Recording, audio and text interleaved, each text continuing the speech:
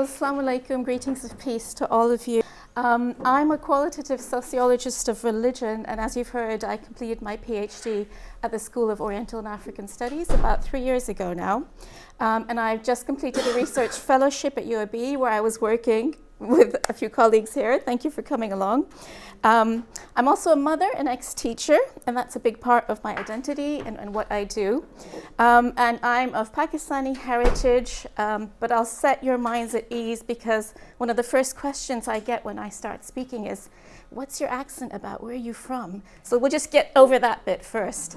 I grew up in the States and in the Middle East, but I've been in this country a very long time, and I consider myself now very British. So in terms of research, I've been working on two different but not entirely unconnected streams of research. First of all, I document the under-the-radar issues in the lives of British Muslim women, and that's what I'm here to talk about today. But also, recently I've been working on a medium-sized project looking at the engagement of religious leaders in this country, both men and women, with issues to do with science, and also the discrimination faced by religious professionals working in STEM settings, which is actually really interesting. But today, I'm here to reflect on the real-life experience of Muslim women, and you'll agree that they, or we, are one of the most stigmatized and caricatured groups of people in this country, unfortunately. Combined with this, I'd also venture that Muslim women are often spoken about, but rarely spoken to. And even more rarely, we don't see their voices much at all, even in academia. I am going to touch briefly on methodological and theoretical issues that I faced when I was doing my research, so forgive me if you're not from an academic background, but I won't spend too long on that. But before that, I'd like to start today by telling you a very small story that kind of spurred my own research journey. And I hope this works. Yes. Thank you, Mark.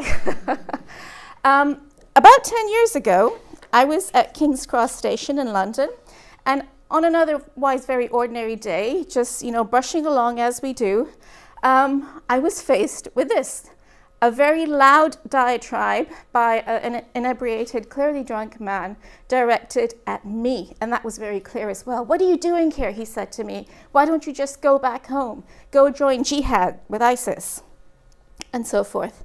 I sighed with resignation and a bit of fear, of course, but in the very British way that we conduct ourselves in public, me and my fellow commuters just kind of rubbed along and ignored what was happening, but of course it affected me deeply. I got on the next train, not even thinking about where it was going, and I was fine that day, but it left a deep mark on me. And of course now, about a decade of research later, I know this, that what I didn't know then is that Muslim women face some of the highest levels of discrimination in this country. And we have here some research references, Chris Allen, Irene Zempi. They tell us that Muslim women's identities have been reduced to the mere recognition of outward manifestations, including the hijab, the niqab, or other recognizable forms of Islamic attire. These, in turn, prompt an association with a whole range of other constructed notions. And I'll leave you to read the rest.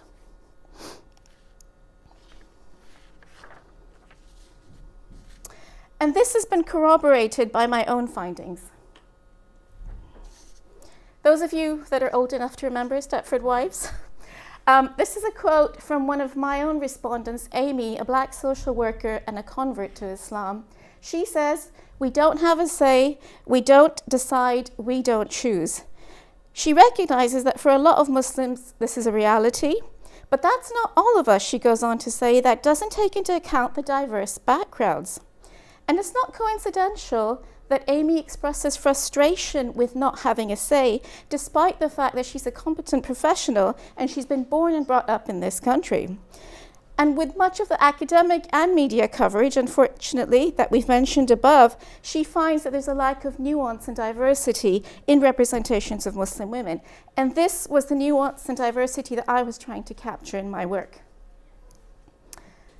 But is this going to be another poor Muslims, we are victimized kind of talk? Well, no.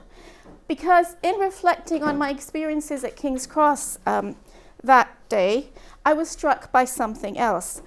I hadn't anywhere seen the reality of the women that I've had the honor and the pleasure of knowing over the many years that I've lived here in Britain, Muslim women giving back to their society, often working across communities for the benefit of other communities, not just Muslims, but their work is neither documented nor celebrated. And this was a big gap that I could see. So I set about conducting this study that would focus on contribution, on positive stories, and on Muslim women who were not oppressed. So today I'd like to draw your attention to a different kind of social activist, the individual who is breaking barriers daily with a kind of beneath the surface activism, and this is where lived Islam comes in, we were talking about that earlier today, that often goes unnoticed. Just very quickly, the research that I've been doing, what I did is through personal contacts and selected gatekeepers, I chose a purposive sample based on two main criteria. One was self-identification as a Muslim, and secondly, involvement in some kind of public space. So whether it was through paid work, unpaid work, whatever those women were involved in, they needed to be involved in a public space because my aim was to explore their negotiations as religious individuals in that secular space.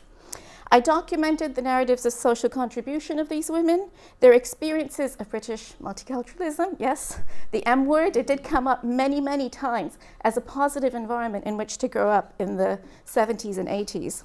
And also their underlying sources of inspiration, what drove them to try and rise above their own problems and even give back to others around them.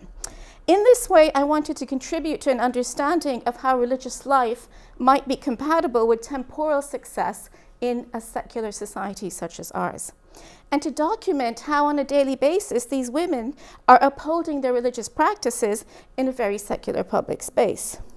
However, I came across quite a few challenges, and I'll mention just a couple here, and those of you who are much more seasoned researchers than me will be aware of these problems. First of all, this is what we call the religification in the study of Muslims. And this is the tendency to overemphasize the role of religion in the study of Muslims and ascribe to everything a faith-related explanation. This is often contested with an appeal to the study of everyday Islam, certainly in academia. So you get sort of two sides of the coin when studying Muslims. And the everyday Islam approach, and I quote Nadia Fadel here, emphasizes the internal contradictions, the ambiguities, the incoherences that inform the discourses and practices of ordinary Muslims.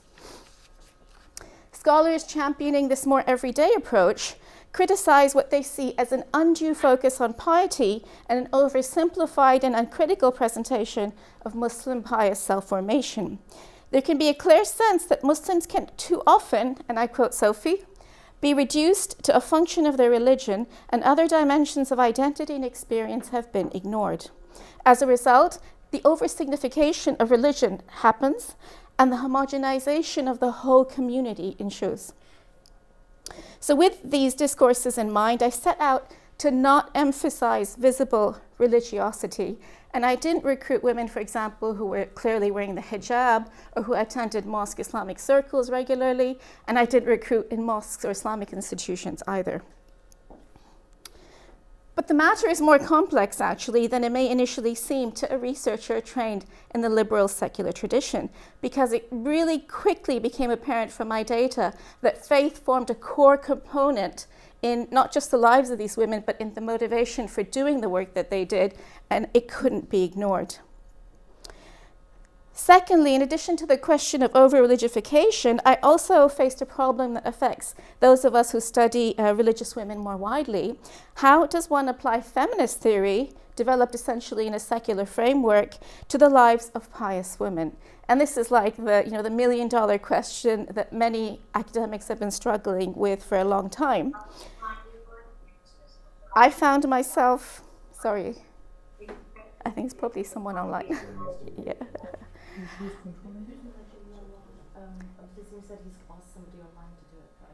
That's okay. I'll just continue. That's fine. Yeah.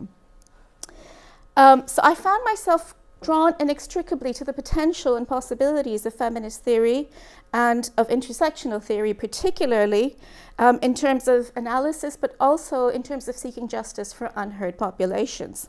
And while it was significantly empowering, it was also woefully inadequate in accommodating the individuals that I was studying, individuals motivated by faith, and individuals who may not necessarily share the precepts of liberalism and who do not apply a strict secularism to their own lives.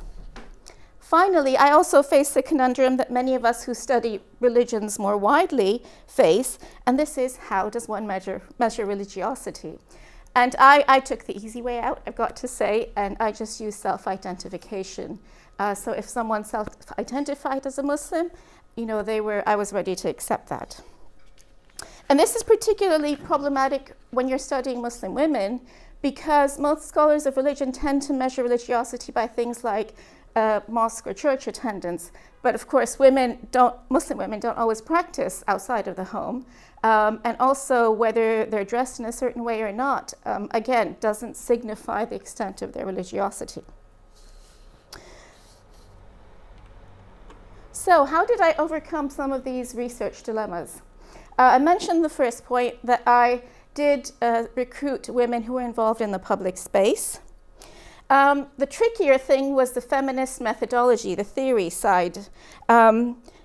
After much searching, I came across a number of scholars who, like me, driven by their belief in the potential of achieving justice through feminist methodology and theory, were also frustrated by the difficulties of accommodating people of faith or women of faith within the feminist paradigm.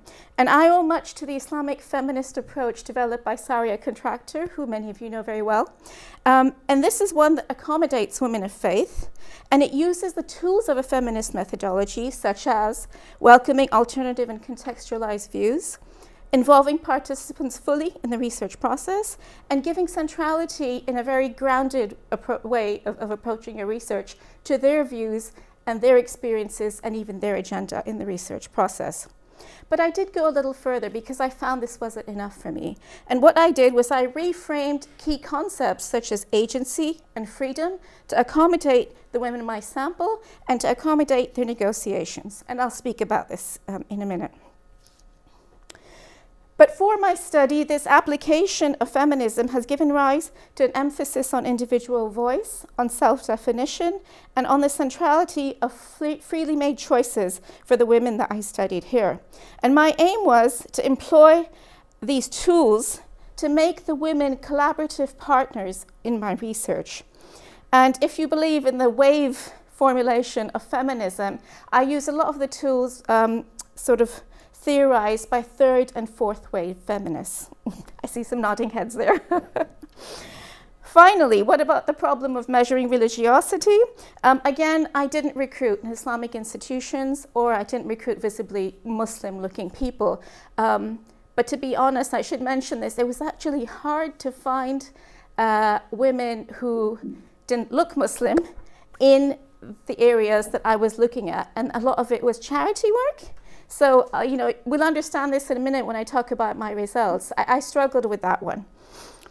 But beyond methodological challenges, adapting the theory was a lot trickier. So I began to seek out the work of scholars who critique Western feminist precepts, and I found a few kindred spirits. And particularly the seminal work of Sabah Mahmood, Politics of Piety, many of you will know her as well, really marked a turning point for me. And she unsettles liberal assumptions around freedom, individuality, and agency, and the definitions, the common definitions that we would normally attach to these terms. Her interventions paved the way for researchers such as myself to employ feminist theoretical concepts to the study of religious women. So I developed an alternative, I'm not sure I would call it a definition, that would be maybe not totally correct, a different formulation for agency, for example. So rather than defining it narrowly as the ability to seek freedom from oppression, I instead framed it as a capacity for change and a capacity for action, both preceded by desire that my women often voice to do things differently. And I call this agency in action with an E. And often it was described by the women that I was studying as the freedom to practice their faith unencumbered by their own cultural influences, but also by political influences. And in that way, better not only their own lives, but develop the resilience to also go on to contribute more widely to society. What do I mean by this? What were the women doing with their agency and how were they exercising it? There was just so much that came out through my research, and I'd like to tell you the story of Anjum. She is a mental health worker, a single mother of 3, and a survivor of severe domestic abuse, resulting in divorce.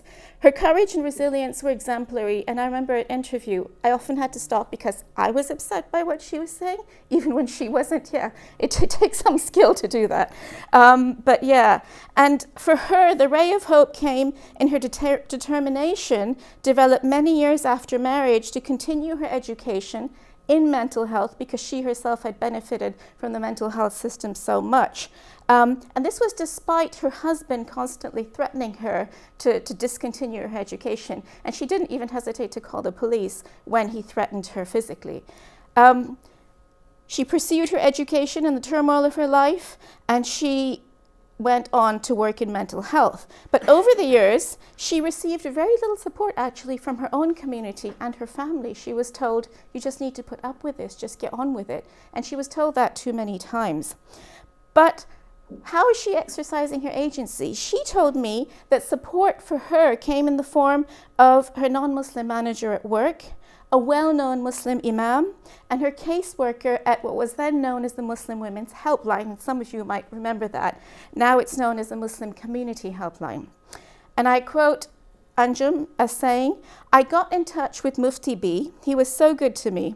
I also told my manager at work, and subhanAllah, and this is an Islamic term of praise, she was not a Muslim, but I really, really respect her because she would talk to me every single day and ask how I was. I was able to let it out.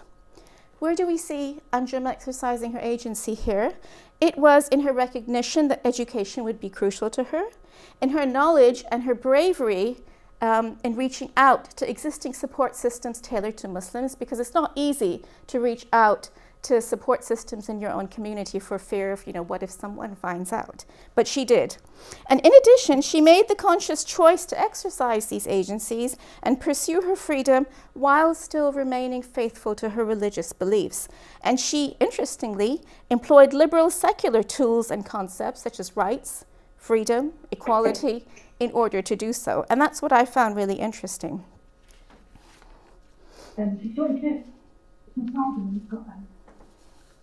I will add a disclaimer here. It would be naive of me to think that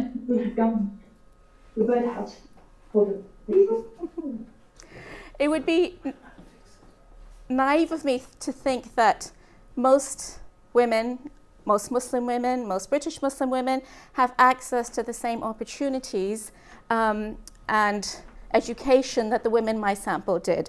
By no means I'm not under that assumption. Clearly, they've had significant opportunities available to them that have allowed them to exercise informed choices, and this choice is not always available to women everywhere. However, I do believe that in trying to understand the agency exhibited by the women in my sample, we come one step closer to an improved understanding an improved understanding of the lives of minority women generally, and particularly of how Muslim women are paving the way, away from the limelight most of the time, for faith practices to be accepted in secular spaces. And so on the theoretical side, I'd like to leave you with Mahmoud's words again.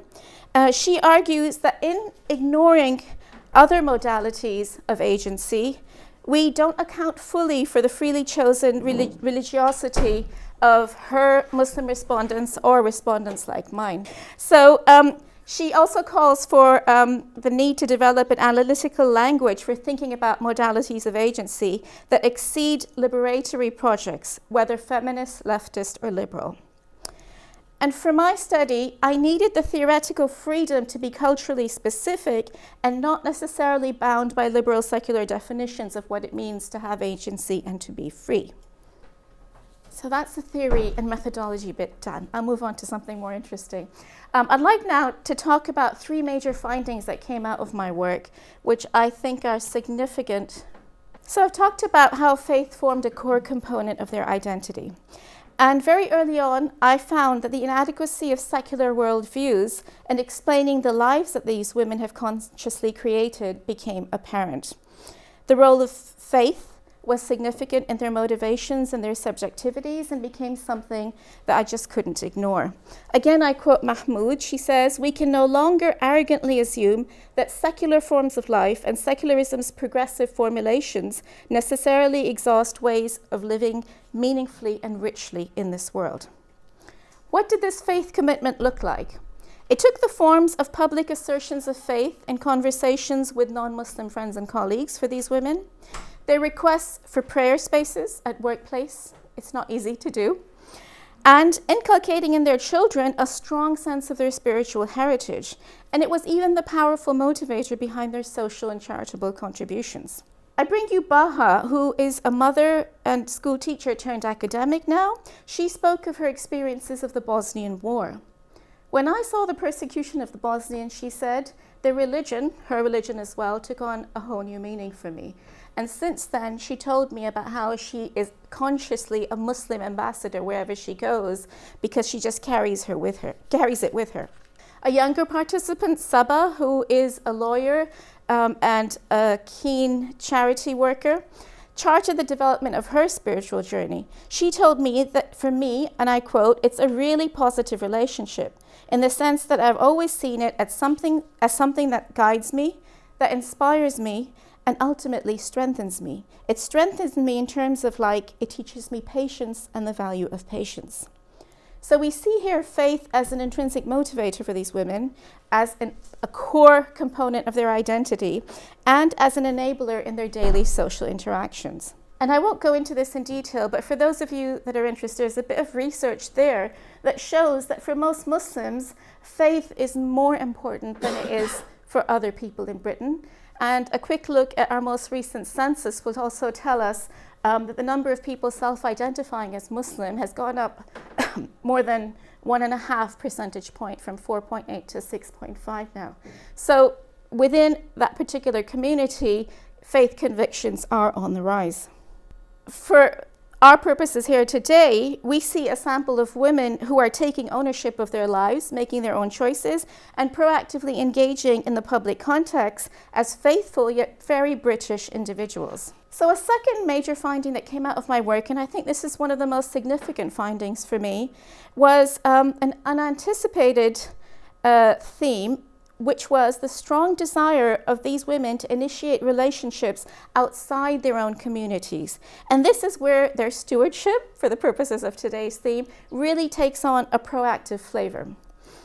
As they matured, I found that many of the women that I was speaking to really had a need to start building relationships with non-Muslims, with people outside their local communities. And they did this in a very proactive, deliberate and concerted way because they felt that was what was going to help Britain develop greater social cohesion. So it was really quite interesting. In particular, a number of my respondents over 40 or their mid-40s had begun to consciously seek out voluntary and paid work in the wider community in the interest of expanding their circle of people. And I remember one story or one incident where someone told me, and this really hit me. You may remember an incident in the United States, I think it was around 2015, possibly earlier, where a young Palestinian couple got shot down over a parking space. Yeah, Dea and Yusra, I think, were their names. She said to me, "I watched their funeral," and I was like, "Okay," I'm thinking, where am I going to go from here? She said it was incredible, and I said, "Why?" She said, "Because it was such a mixed group of people." And then she went on to say, "When I die, my funeral won't be that mixed," and I think that's really sad. And that's really stayed with me, and that was how keen their desire was to build bridges across communities. And I refer to this as the generational trajectory observed in the lives of these women. Another example, we have Amy, a pharmacist, a mosque worker, mother of 4. She told me how increasingly she realized that mixing with non-Muslim mums and colleagues enriched her own life. And I'll read to you the longer quote this extract was taken from. She says, I had this long gap between jobs when I started having children and I didn't work, and then I wasn't mixing at all, and I'm very much with the Muslim Mums Home-Based Network. I think this can make you insular, because when you are not talking to people who are not Muslims, you are perceiving all your ideas from the negative media, and you are thinking they must be thinking this or that about me. When you start to mix, you realize they all have similar worries, actually. If I wasn't mixing, I would perhaps become a bit more narrow, she says. And building on the work of economic sociologist Mark Granovetter from the 70s, I've used the term weak ties to describe these relationships.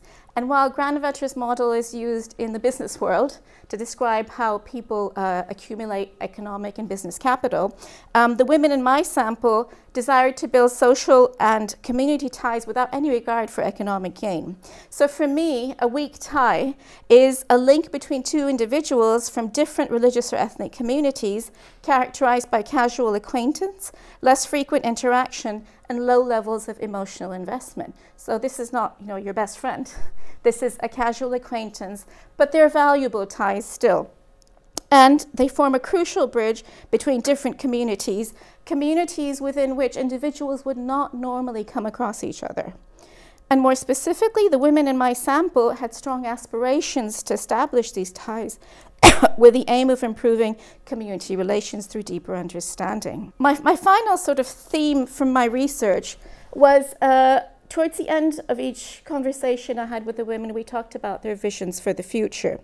And they shared where they would like to see Muslim communities in 10 or 15 years. Iram, an experienced lawyer and activist, one of the more sort of high-profile, nationally recognized women that I spoke to, told me that I'm hoping in 5 to 10 years' time, there will be a much more integrated and cohesive society.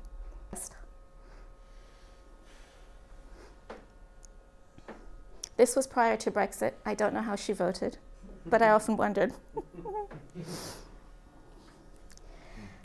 But what I found quite interesting is that she has aspirations not just for the country nationally, but even more widely. And she sees herself firmly embedded in the fabric of this country.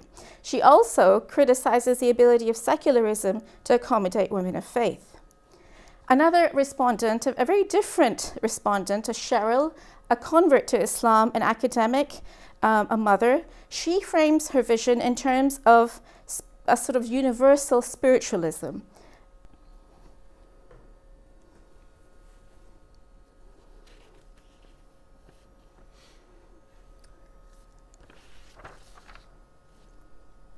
So we see here the synergy in what these two women say between two central aspects of their narratives.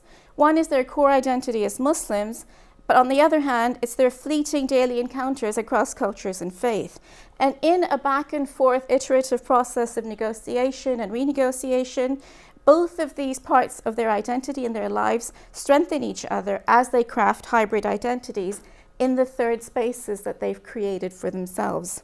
Again, for those of you in the academic world, you'll be familiar, the cultural theorist Homi Bhabha. I used some of his work because I think he really encapsulates both hybridity and the concept of third space really well for me to use in my analysis. He says the importance of hybridity is not the two original starting points, so to speak. It's what you create in between with it. And this is what I'm interested in, this third space. For my study, the idea of a constant flux of identity and negotiation back and forth was really important. And it seemed to me that this was a good way to describe what these women were doing. In different situations, in different settings, different aspects of their identity came to the fore quite deliberately. And that's okay too. It doesn't mean that you're disloyal, to one thing or the other. Bhabha also envisions something opening up as an effect of these negotiations. Once it opens up, he tells us we are in a different space. We are making different presumptions and mobilizing emergent, unanticipated forms of agency. And often they can be forms of agency not addressed by liberal secular theories, especially theories of feminism. And I would like to venture that the ongoing construction of robust and positive identities through social mixing, through daily sociabilities of the women that we're talking about, is indeed a kind of empowerment. And it's an empowerment that allows them to rise above not being heard in the past, to rise above sort of negative caricatures and what other people have said about them previously, to take charge of their own narratives. They're not on the sidelines anymore, spoken about and spoken for. And if you may recognize some of the faces on my title slide, we do now increasingly have some proactive role models out there and some sometimes positive media stories about Muslim women. But what does this look like in practice? And the case of Maryam is illustrative here and really interesting. She is a young lawyer and a charity campaigner. And she told me how she took organizing her office Christmas party into her own hands because she said, we Muslims have a problem with it. We don't like to socialize in spaces where alcohol is being consumed. So we always end up missing the office party. So I decided, let me do it myself. And who's going to turn down a volunteer for the office party? And it was really quite fascinating. So what she did is really simple, a couple of hours at the beginning of the office party, alcohol-free. And after that, whoever wanted to stay and continue and have alcohol, they could do so as well. But that allowed a much more inclusive space and allowed everyone to take part. And often, you know, those of us who do work in secular spaces, which is most of us, we do miss out on the networking and the socialization because we don't want to be in spaces where alcohol is being consumed. So it was these kind of negotiations that I found really fascinating. And she told me, I feel there's often misunderstanding in our society about different groups of people. It's important to break down barriers and try to understand each other rather than constructing divides and creating labels. I think you just need to take some time to get involved, which in fact a lot of Muslims are doing without being credited for it. Similarly, Isra, another respondent, doesn't hesitate to ask for prayer space at the start of each new job. And it was really fascinating. She almost jumped up and down and said, I love it. She said, when I ask them, it's very easy. They respect me openly. It's just how we perceive it because we don't have the confidence ourselves. So that is her analysis. You know, she's turning inwards again and putting the onus on herself like Maryam did and saying, well, actually, we need to step forward. And then she did a little jump and said, I'm so proud of who I am. And it was wonderful. That was a high moment for me as well. And in the words of Kristen Una, Sonia Sharma, and Giselle Vincent, the alternatives created in this way by women such as Maryam and Isra may be described as both/neither spaces. Such spaces are particularly prevalent for women, and the women who use them often conceptualize them in this way, even when others might not. Right, now comes the M word, multiculturalism. Why do I refer to this? It's again, if you're in academia, a lot of people have discredited and written off multiculturalism. But I think no one has traced the sort of the path of Muslims in secular public spaces and how government policy has reacted and interacted with them or not better than Professor Tariq Modood of Bristol University, and he's done so over the past, I think, 25 years at least. So I find his analysis really valuable. But the reason why I also had to look at multiculturalism as a wider frame for my work was because so many of the women I spoke to referred to it as a great environment to grow up in the 80s and 90s, prior to 9/11. So it's Modood's third level of multiculturalism that I'm kind of using here, and I quote him. He says that it is to build a positive vision of society as a whole, but remade so as to include the previously excluded or marginalized on the basis of equality and belonging. But not only that, it's to value their contribution, and I quote again, so rather than contemptuously expect it to wither away. Strong words, but his words, not mine. And in fact, I think the multiculturalism that existed in the 80s and 90s, again, if any of us are old enough to remember, I certainly am, it was a positive environment. And I think there is something there that we can still recover. However, in my commitment to studying lived religion, that we were just talking about it earlier, this necessitates that we've got to pay attention to the minutiae of everyday life as well. And this is where interculturalism comes in. So if you're not familiar, this is a more recent intervention. And it sheds light on the importance of micro-level social interactions, particularly in super diverse urban spaces like my field was. So I studied London and the surrounding areas. And I fully agree with Thomas Seeley, also of Bristol, when he says that urban spaces are never neutral. And we as individuals inhabiting these spaces do not inhabit neutral spaces, histories, or identities. And I think we were discussing with Azim a bit earlier, none of us come to our work without prior presuppositions and backgrounds. So the women in my sample may be voicing their own personal wish to establish weak ties, but I firmly believe that their sociabilities and their negotiations are unwittingly and sometimes deliberately contributing to a wider narrative of social cohesion.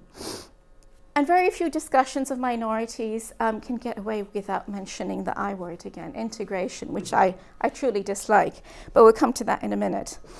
Because Muslim communities in particular are often charged with resisting integration and assimilation.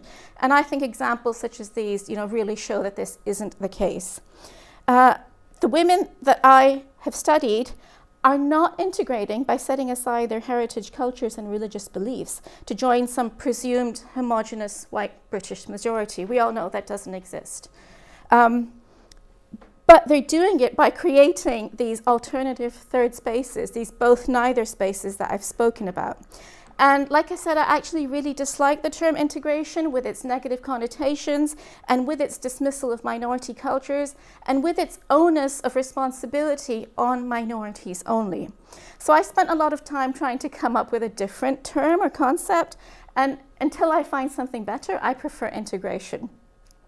So I characterize this integration as located in the minutiae and fluidity of daily life, necessarily a two-way process. This is really important, I think, and we can't stress it enough.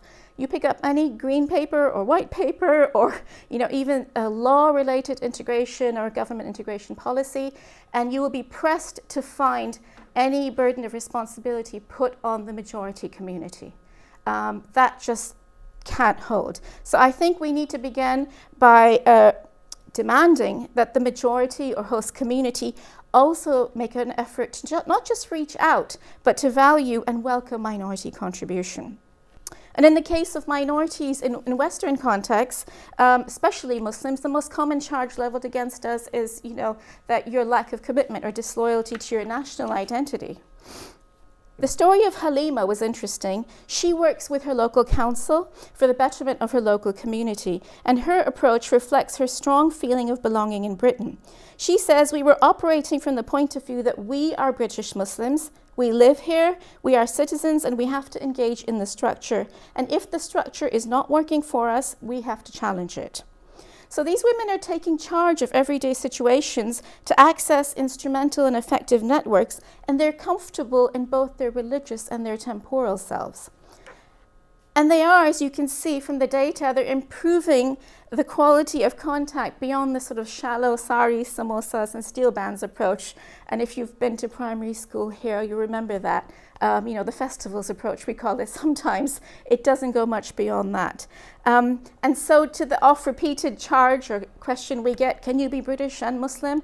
I think these women would respond with sort of resounding yes, yes we can, and we're showing how we do it. So much of what has been written and said about integration points to a simple truth, and that is that integration pathways are neither linear nor predictable nor actually homogeneous. And this is particularly true of super diverse contexts. We can no longer speak of integration and social cohesion as processes that involve the successful merging of some kind of homogeneous minority community with an equally homogeneous white British majority. And this theme has lurked right under the surface of my analysis for a very long time. And I quote Werbner, where she says, "The surface of everyday life, whether we realize that or not, has a normative moral power that cannot and should not be underestimated." So today we've set the scene with a few unfortunate stories of prejudice against Muslim women. We've looked at my particular study and looked at some methodological and theoretical challenges that I faced and some of you may face in your work as well. I presented three main findings that show how Muslim women are leading the way by reaching out across cultures and religions, but often away from the limelight. And based on this, we considered questions of hybridity, the context of multiculturalism, and the potential that case studies such as this may hold for building social cohesion through integration, but more so through interaction. And swinging back to where I started with the veiled and victimized trope. So I hope you'll agree now that be they veiled or not, these women are certainly not coming across as victimized. I tried to foreground the lives of Muslim women who are not oppressed, and increasingly their presence is felt in positive contribution, and we do sometimes see good stories coming out even in the media. And in this way we can characterize these women as stewards of faith in complex, tricky, and sometimes openly hostile public spaces. And I was telling Dr. Mansour that we're going to end on a bit of tazkiyah, a spiritual reflexivity. Just a quick note to say, what does that mean for us, particularly as researchers and higher education professionals, maybe as community workers? My own experience has taught me that reflecting on our own proclivities and preconceived notions can be really valuable. I humbly suggest that turning the gaze on our own subjectivities, and particularly the secular liberal presumptions that we're educated in, that we grow up with, that we sometimes take for granted, and that underpin much of our analyses, may help us to achieve a better understanding of the nature and importance of certain forms of religiosity, and to understand the lives of people that we often share a lot with but don't realize at the time. Thank you.